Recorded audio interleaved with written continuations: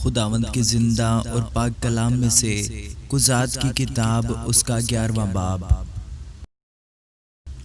اور جلاد افتاح بڑا زبردست سورما اور کسبی کا بیٹا تھا، اور جلاد سے افتاح پیدا ہوا تھا، اور جلاد کی بیوی کے بھی اس سے بیٹے ہوئے۔ اور جب اس کی بیوی کے بیٹے بڑے ہوئے تو انہوں نے افتاح کو یہ کہہ کر نکال دیا کہ ہمارے باپ کے گھر میں تجھے کوئی میراث نہیں ملے گی، کیونکہ تو غیر عورت کا بیٹا ہے۔ تب افتاح اپنے بھائیوں کے پاس سے بھاگ کر توب کے ملک میں رہنے لگا، اور افتاح کے پاس شہدے جمع ہو گئے اور اس کے ساتھ پھرنے لگے۔ اور کچھ عرصہ کے بعد بنی امون نے بنی اسرائیل سے جنگ چھیڑ دی، اور جب بنی امون بنی اسرائیل سے لڑنے لگے تو جلعادی بزرگ چلے کہ افتاح کو توب کے ملک سے لے آئیں۔ سو وہ افتاح سے کہنے لگے کہ تو چل کر ہمارا سردار ہو تاکہ ہم بنی امون سے لڑیں۔ اور افتاح نے جلعادی بزرگوں سے کہا، کیا تم نے مجھ سے عداوت کر کے مجھے میرے باپ کے گھر سے نکال نہیں دیا؟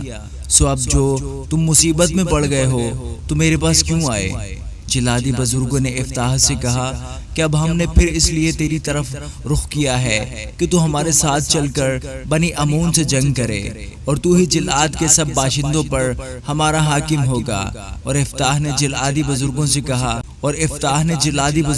کہا اگر تم مجھے بنی امون سے لڑنے کو میرے گھر لے چلو اور خداوند ان کو میرے حوالے کر دے تو کیا میں تمہارا حاکم ہوں گا؟ جلعادی بزرگوں نے افتاح کو جواب دیا کہ خداوند ہمارے درمیان گواہ ہو، یقیناً جیسا تو نے کہا ہے ہم ویسا ہی کریں گے۔ تب افتاح جلعادی بزرگوں کے ساتھ روانہ ہوا، اور لوگوں نے اسے اپنا حاکم اور سردار بنایا۔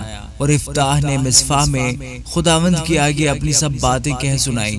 اور افتاح نے بنی امون کے بادشاہ کے پاس ایلچی روانہ کیے اور کہلا بھیجا کہ تجھے مجھ سے کیا کام جو تو میرے ملک میں لڑنے کو میری طرف آیا ہے؟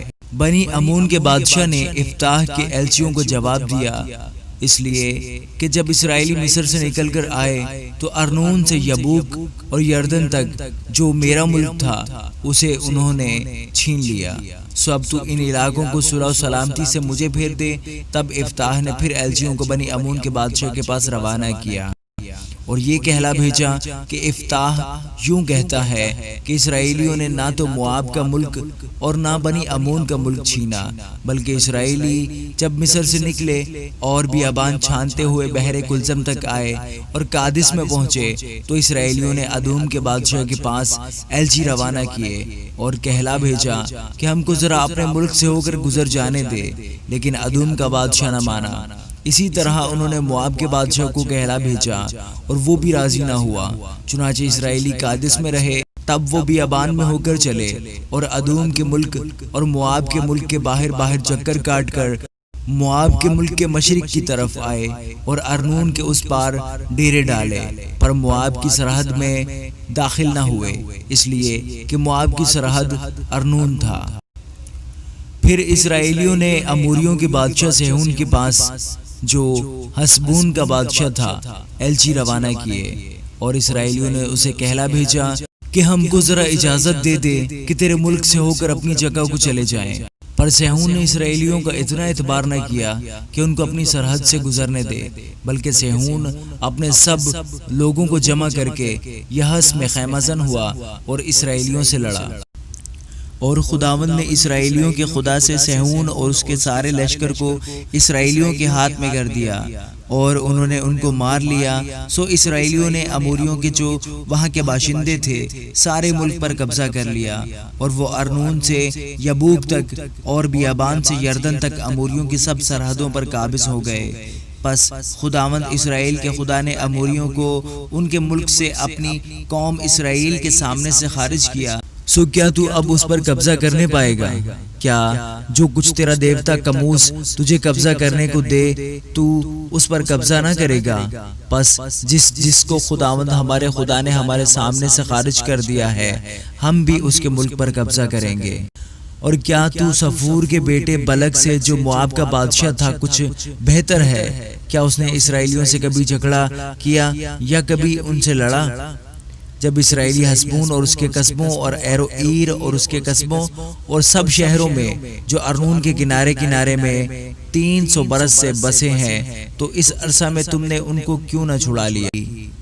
غرض میں نے تیری خطا نہیں کی، بلکہ تیرا مجھ سے لڑنا تیری طرف سے مجھ پر ظلم ہے۔ بس خداوند ہی جو منصف ہے بنی اسرائیل اور بنی امون کے درمیان آج انصاف کرے۔ لیکن بنی امون کے بادشاہ نے افتاح کی یہ باتیں جو اس نے اسے کہلا بھیجی تھیں نہ مانی۔ تب خداوند کی روح افتاح پر نازل ہوئی اور وہ جلعاد اور منسی سے گزر کر جلعاد کے مصفا میں آیا اور جلعاد کے مصفا سے بنی امون کی طرف چلا، اور افتاح نے خداوند کی منت مانی اور کہا کہ اگر تو یقیناً بنی امون کو میرے ہاتھ میں کر دے تو جب میں بنی امون کی طرف سے سلامت لوٹوں گا، اس وقت جو کوئی پہلے میرے گھر کے دروازے سے نکل کر میرے استقبال کو آئے وہ خداوند کا ہوگا، اور میں اس کو سوختنی قربانی کے طور پر گزرانوں گا۔ تب افتاح بنی امون کی طرف ان سے لڑنے کو گیا اور خداوند نے ان کو اس کے ہاتھ میں کر دیا، اور اس نے ایروئیر سے منیت تک جو 20 شہر ہیں اور ابیل کرامیم تک بڑی خونریزی کے ساتھ ان کو مارا۔ اس طرح بنی امون بنی اسرائیل سے مغلوب ہوئے۔ اور افتاح مصفا کو اپنے گھر آیا اور اس کی بیٹی طبلے بجاتی اور ناچتی ہوئی اس کے استقبال کو نکل کر آئی، اور وہی ایک اس کی اولاد تھی، اس کے سوا اس کے کوئی بیٹی بیٹا نہ تھا۔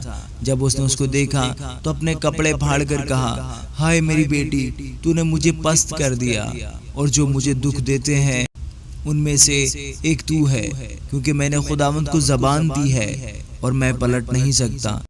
اس نے اس سے کہا، اے میرے باپ، تو نے خداوند کو زبان دی ہے، سو جو کچھ تیرے منہ سے نکلا ہے وہی میرے ساتھ کر، اس لیے کہ خداوند نے تیرے دشمنوں بنی امون سے تیرا انتقام لیا۔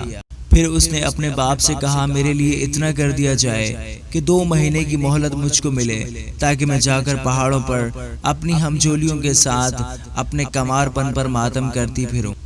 اس نے کہا، جا، اور اس نے اسے 2 مہینے کی رخصت دی، اور وہ اپنی ہمجولیوں کو لے کر گئی اور پہاڑوں پر اپنے کنوار پن پر ماتم کرتی پھری، اور 2 مہینے کے بعد وہ اپنے باپ کے پاس لوٹ آئی، اور وہ اس کے ساتھ ویسا ہی پیش آیا جیسی منت اس نے مانی تھی۔ اس لڑکی نے مرد کا منہ نہ دیکھا تھا۔ سو بنی اسرائیل میں یہ دستور چلا کہ سال بسال اسرائیلی عورتیں جا کر برس میں 4 دن تک افتاح جلادی کی بیٹی کی یادگاری کرتی تھیں۔ آمین۔